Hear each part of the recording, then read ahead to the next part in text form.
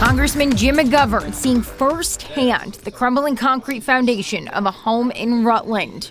We did that in several places, not knowing at the time that we had pyrrhotite. The homeowners, Gary and Charlene Bellows, found out their home tested positive for pyrrhotite. It's a mineral that causes this cracking once it's exposed to oxygen and water. The only real fix is a new foundation. It's hopelessness.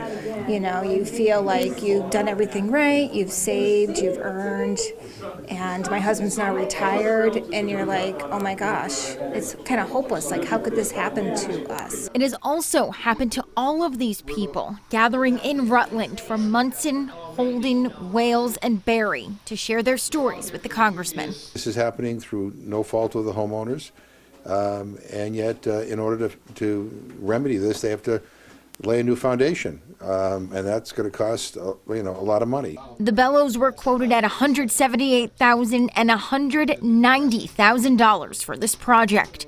Other homeowners have gotten quotes upwards of $250,000.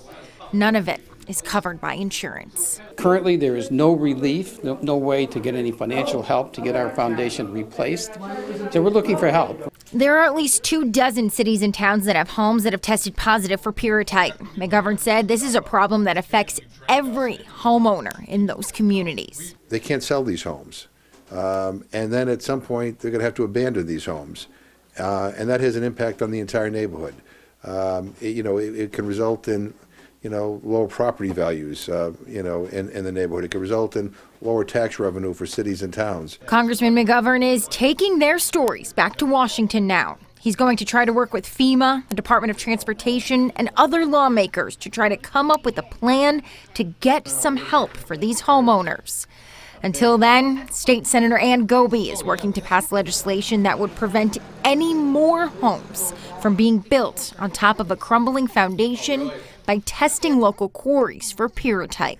I'm hoping that we can at least get the testing in place and then have something in place so that we can get these folks the reimbursement that they need and they deserve. Working for you with the 22 News I-Team in Rutland, I'm Taylor Knight.